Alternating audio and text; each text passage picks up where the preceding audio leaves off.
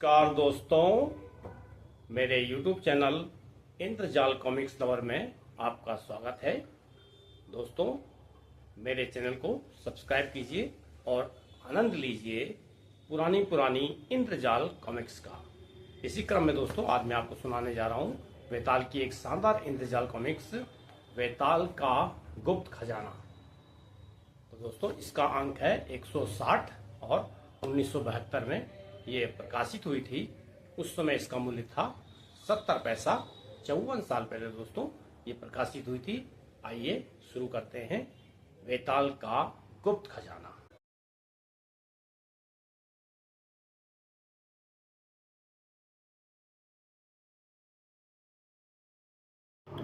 वेताल का गुप्त खजाना संख्या 160। दोस्तों, ये है वेताल का गुप्त खजाना की पहली स्टोरी। वेताल की गुफा में लुटेरे। खोपड़ी नुमा गुफा में रखी हुई अपार संपत्ति सुरक्षित है, लोभी आदमियों से बची रहेगी। वेताल हमेशा यही समझता था, लेकिन एक दिन वे आए रात के अंधेरे में चुपचाप, जब शेरा हवा में फैली एक गंध से ललचा कर जंगल में निकल गया था। और वह गंध छोड़ी थी वेताल के एक खतरनाक शत्रु पिरान्हा ने। संदेह भी नहीं हुआ तुझे?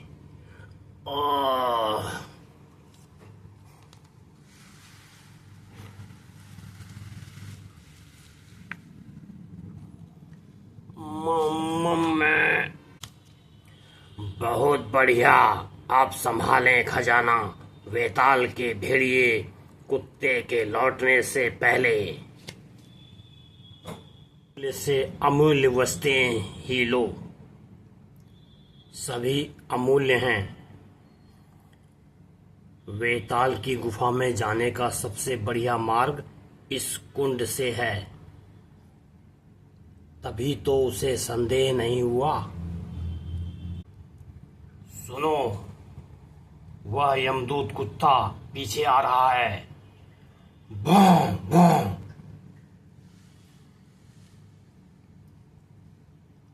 भौं भौं। निशाना ठीक बैठा। फिर वे दोनों पानी के अंदर ही अंदर बढ़े।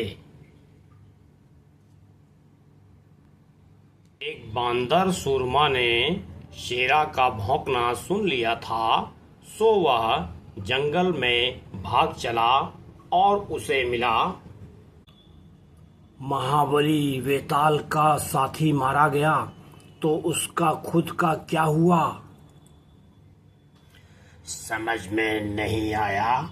मेरे कंधे में कुछ लगा।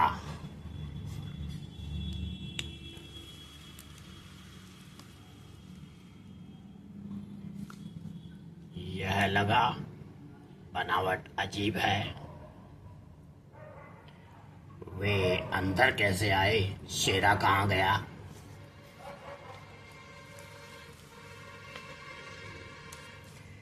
जीवित हुआ तो फौरन आएगा।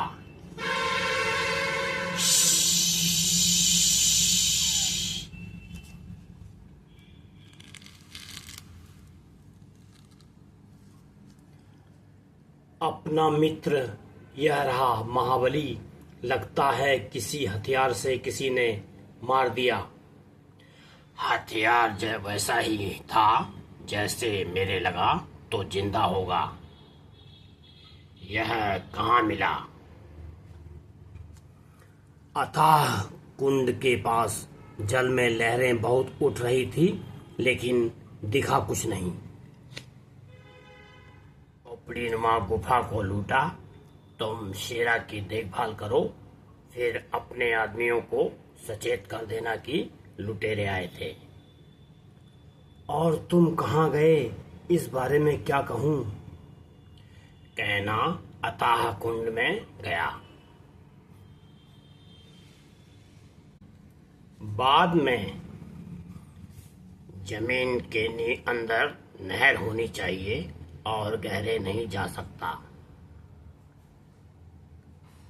वह रही यह ऊपर की जाती होगी तब तो बच जाऊंगा। ऊपर को ही जाती है लेकिन मुझ में दम 10 सेकंड का है। शुक्र है मेरा ख्याल गलत निकलता तो मेरी लाश का भी निशान न मिलता। मैं अकेला हूँ, आगे खतरा जबरदस्त। लुटेरों का सरदार बड़ा काइया और निर्दयी है। जमीन के ऊपर शेरा स्वस्थ हो चुका था लेकिन था बहुत परेशान। उसे कोई गंध नहीं मिल रही थी। वह चक्कर काट रहा था कि अचानक इस्कोंडाला पर्वत की ओर भाग पड़ा। बांदर उस ज्वालामुखी को शांत अग्निदेव कहते थे। जमीन के गर्भ में वेताल भी समझ गया था कि वह इस्कोंडाला की ओर जा रहा है। सुरंग जा ऊपर की ओर रही थी परंतु उसका द्वार आ ही नहीं रहा था। एक और कुंड, इसके उस पार न जाने क्या होगा। जमीन के अंदर जलधारा ऐसा वैसा आदमी होता तो तैरते तैरते उसके फेफड़े फट जाते। शीघ्र ही हवा न मिली तो जान गई। इस बार जल में सुरंग नहीं मिली। पहले वाली सुरंग का प्रवेश द्वार इस झील में ही था। जी भर के सांस लूं फिर कुछ और। अरे वेताल है, यहाँ आ पहुंचा, मार डालो। आ रहा है, यही लुटेरों का सरदार होगा। मुझ पर यहाँ वार कर दिया तो हरगिज बच नहीं सकूंगा। वेताल ने अंधेरे पानी में पिरान्हा से बचने के लिए अपनी सारी ताकत लगा दी और फिर उसे रोशनी दिखी। हम कोई प्राचीन मंदिर है। टेढ़े मेढ़े दालान और टूटे फूटे जीने से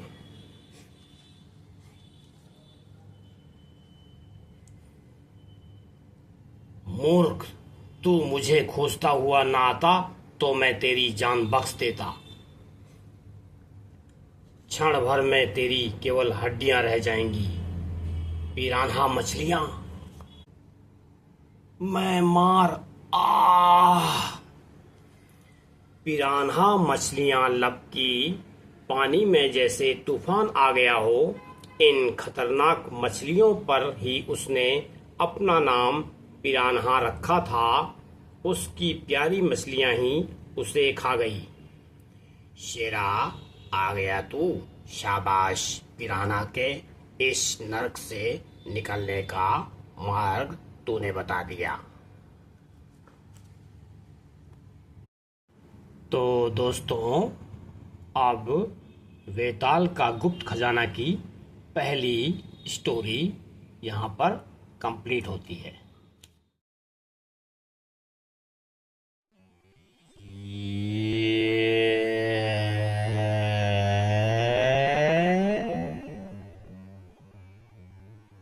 यह है वेताल का गुप्त खजाना की दूसरी स्टोरी, वेताल मानव भक्षियों की नीड़।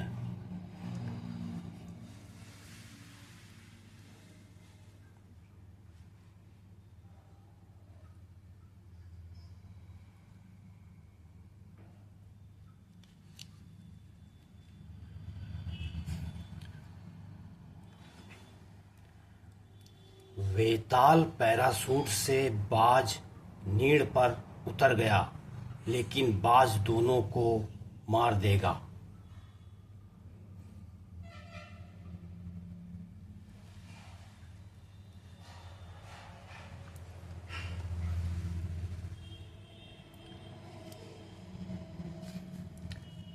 क्रुग एम्बाला की पुत्री इंजा को उठा ले गया और उसे जीवित छोड़ने के बदले उसने एम्बाला की सारी संपत्ति मांगी।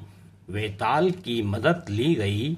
उसने इंजा को खोज निकाला, बहुत खतरनाक जगह बाज नीड़ में।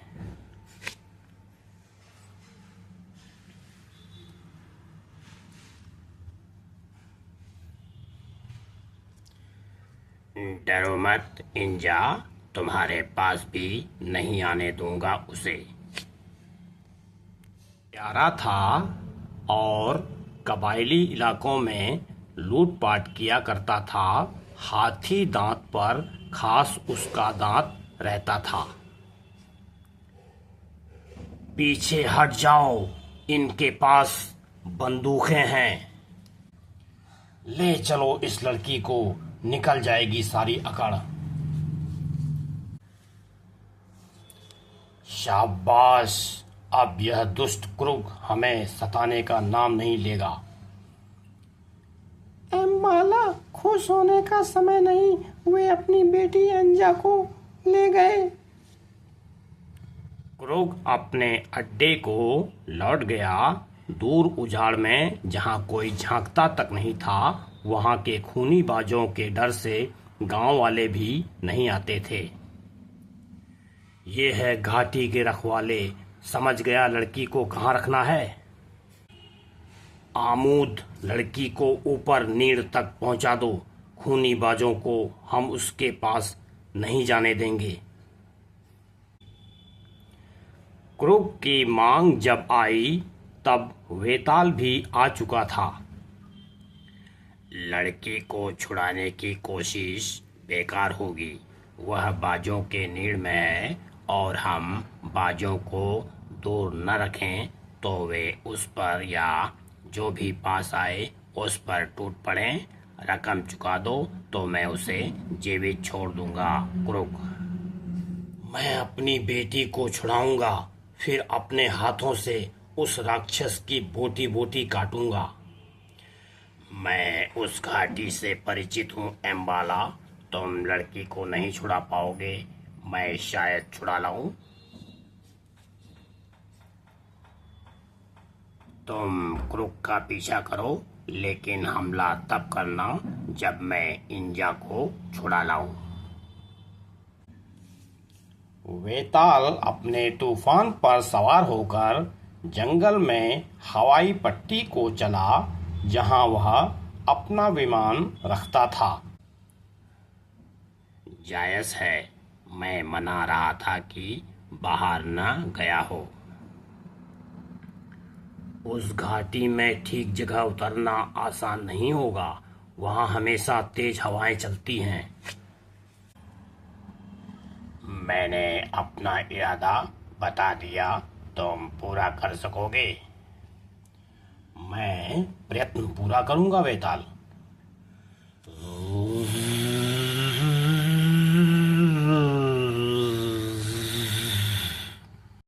विमान जैसे ही शिखर के पास पहुंचा, खूनी बाजों ने चीख पुकार मचा दी। अब होशियारी से जायस।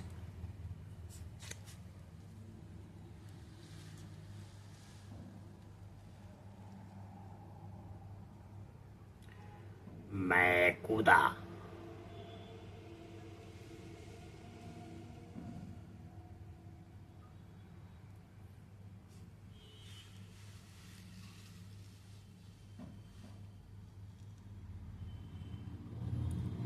वेताल, बचाओ, इंजा को बचाओ।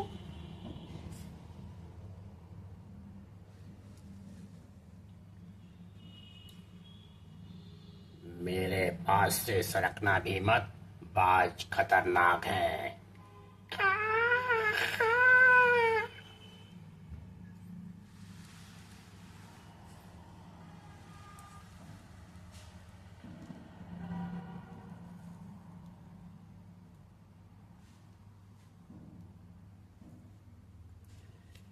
मुझसे चिपटी रहा, जरा सी देर में हम यहाँ से चल देंगे।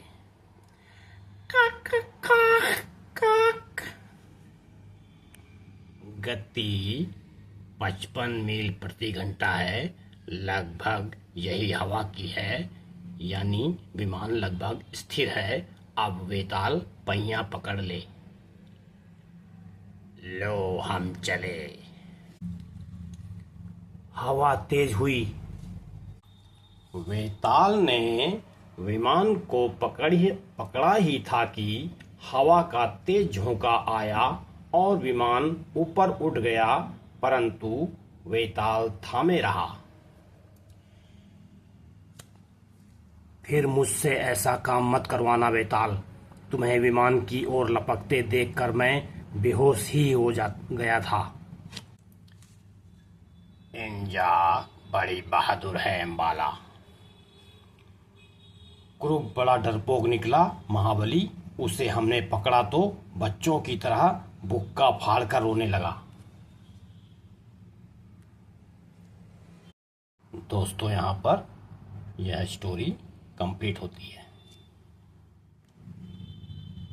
महाबली वेताल।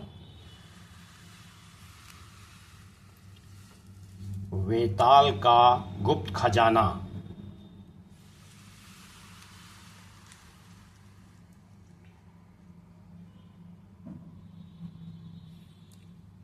एक अनजाना शोर बिहड़ बन के आसमान में गूंज उठा। बहुत ही आधुनिक किस्म का टोहक विमान नियमित ढंग से आगे पीछे उड़ान कर रहा था और उसमें लगे हुए अनेक कैमरे नीचे की धरती की तस्वीरें उतार रहे थे। चढ़ चढ़ बुसास, मैं उलूक बोल रहा हूँ, आखिरी उड़ान कर रहा हूँ। धरती पर घने जंगल में छिपा खड़ा था वेताल। उसकी आंखें और कान आसमान के उस घुसपैठिए का जायजा ले रहे थे। फोटो लेने वाला विमान है, लेकिन किरीमा सरकार ने जासूसी विमान यहाँ क्यों भेजा? शायद किरीमा का ना हो, चुराया हुआ हो। चला गया, लेकिन आया तो आया किस लिए? कहीं कोई खोपड़ी नुमा गुफा को खोजने का प्रयत्न तो नहीं कर रहा? कौन? हाँ, कौन? 1000 मील दूर एक फोटोग्राफर के यहाँ। यह मुझे दो, औरों में तो केवल जंगल ही जंगल है। जिसकी मुझे तलाश है वह इसमें है। आहा, यह रहा। यह प्रमाण है कि डेंकाली के कबीले वालों की खोपड़ी नुमा गुफा की कहानी झूठ नहीं है। यह देखो, यह है पगडंडियां, यह बाहर जाने को निकला हुआ पत्थर। यह खोपड़ी नुमा गुफा है, सचमुच। बुसास नाम के उस आदमी ने आनन फानन तैयारी की। हर चीज कसकर बांधो, विमान से गिराने पर कोई नुकसान न हो। तैयारी हो गई। अब वेताल के खजाने का मालिक मैं हूँगा।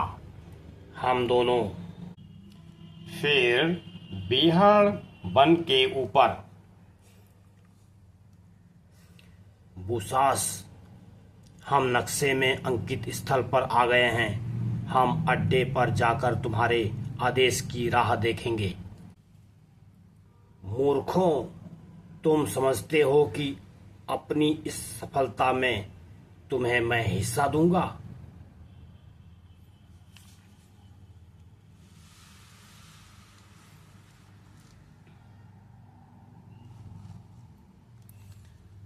अकल के दिवालिये, इनके साथ मेरी और मेरी योजनाओं की सारी जानकारी भी खत्म।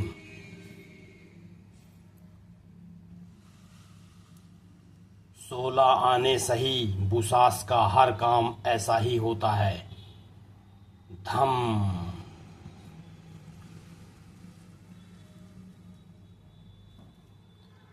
अब मैं हूं और वेताल का खजाना।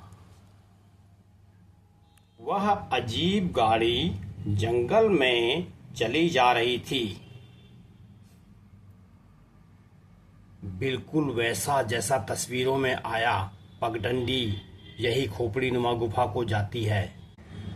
लेकिन किसी की आंख बुसास को देख चुकी थी। चेहरी बांदर बोने उस पर नजर रखे हुए थे।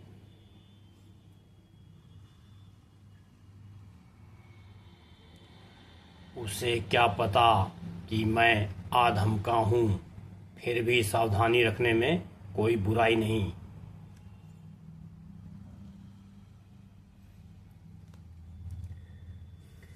गाड़ी के इंजन को धीमा करके बुसास ने बाकी रास्ता चुपचाप तय किया।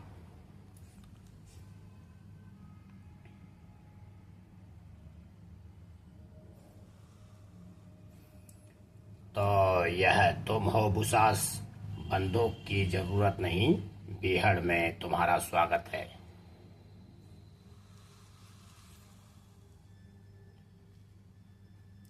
हिलना मत वेताल, बुसास के हाथों गिरफ्तार हो जाओ वरना मौत। मुझे तुम्हारा ही संदेह था। तुम और तुम्हारे आदमी डेंकाली के भोले भाले लोगों को से मेरे बारे में पूछताछ कर रहे थे और उसी समय मैं तुम्हारी तलाश में था। तुम्हें मालूम था मैं आ रहा हूं, फिर भी अब तुमने बचाव के लिए कुछ नहीं किया अपने और खजाने के। हाँ मालूम था, मैंने अभी भोजन किया है, पहले आते तो तुम भी कर लेते। बातों से मत फुसलाओ, पहरेदारों से कह दो जैसा मैं कहूं वैसा करते जाएं वरना तुम्हारी मौत। पहरेदार है ही नहीं बुसास, केवल हम दोनों हैं। तब तो तुम्हारी मूर्खता का कोई ठिकाना ही नहीं। ले चलो खजाने में। वेताल की अपार संपत्ति की कथाएं अनेक हैं, लोगों को उन पर विश्वास नहीं है। तुम देख लो, कथाएं सच्ची हैं, खजाने के बारे में संदेह का कारण ही नहीं। और यह सब मेरा है। शीघ्र ही। तुम जरूर मूर्ख हो, मुझे रोकने को तुमने उंगली भी नहीं उठाई। जरूरत नहीं है, जो बुरी नियत लेकर आते हैं उनके लिए बीहड़ से निकलने का मार्ग ही नहीं। हा हा, मैं आते हुए जंगल में सड़क बना आया हूं जो अंधे को भी मिल जाए। सच? सड़क मुझे तो दिखती नहीं। लगता है तुम्हारी सड़क तुम्हें यहाँ पहुंचाकर गायब हो गई। नहीं, तुमने द्वार छिपा दिया है, मैं उसे ढूंढ लूंगा। तुम अपने को चालाक समझते हो, लेकिन हो नहीं वेताल। मेरी सड़क इधर है, तुमने द्वार ढक दिया है लेकिन सड़क नहीं ढक सकते 50 मील की। हा हा हा, यह काम तुम्हारे भी बस का नहीं। उसने सच कहा था। दोस्तों, 50 मील की सड़क मैं नहीं ढक सकता, लेकिन तुमने ढक दी। दुख की बात है कि ऐसी मौतें मरते हैं ये लोग बुरी नियत से जो आते हैं, लालच इन्हें ले डूबता है। खजाना सुरक्षित रहेगा, जब न्याय होगा तब खजाना मिल जाएगा और वापस अपनी जगह पहुंच जाएगा। तब तक चाहे बुसास उसे अपने अधिकार में किए रहे। दोस्तों, वेताल का गुप्त खजाना इंद्रजाल कॉमिक्स में यह भी एक पृष्ठ है, काउबॉय का घोड़ा के यूज। इसे आप स्वयं पढ़ें।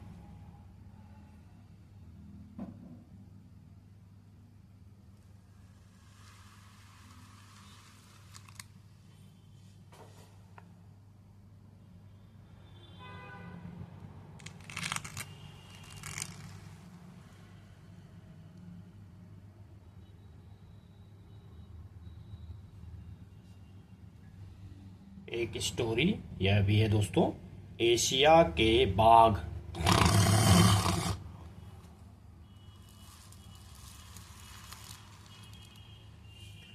नाक से पूंछ तक उसकी लंबाई 3 मीटर और वजन 225 किलोग्राम, परंतु वह घास और झाड़ियों में चलता है तो सरसराहट भी नहीं होती।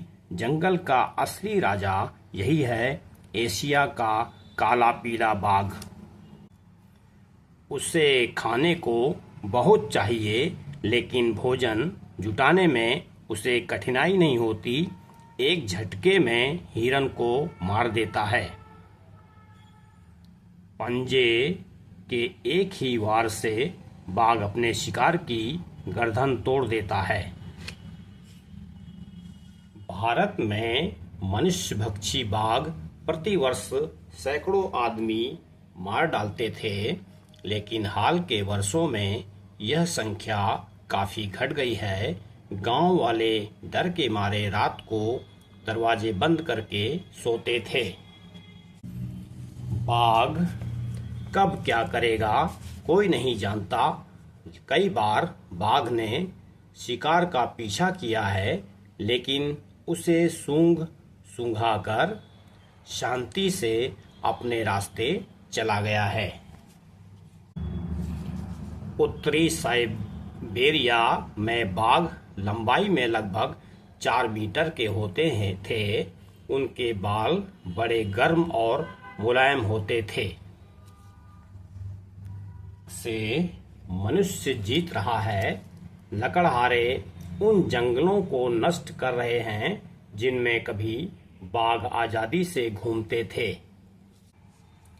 अमेरिका में लोग तगड़े बाघ का सिर और खाल 20-20 हजार रुपयों में खरीदते हैं। शिकारी गैरकानूनी ढंग से बाघ का शिकार करते हैं। कुछ लोग बाघ की खाल के लिए और भी बुरा उपाय अपनाते हैं, जहर। उपाय चाहे जो अपनाए गए, उनके फल स्वरूप बाघों की सभी जातियां धरती से लोप हो जाने की स्थिति में पहुंच गई हैं। उनके बचाव के लिए रूसी साइबेरिया, भारत तथा अनेक अन्य देशों में कानून बनाए गए हैं, परंतु कोरिया और चीन में बाघ सुरक्षित नहीं है और संसार का ऐसा प्राणी बनकर रह गया है जिसकी लगभग सारी जाति को मनुष्य ने मौत के घाट उतार दिया है।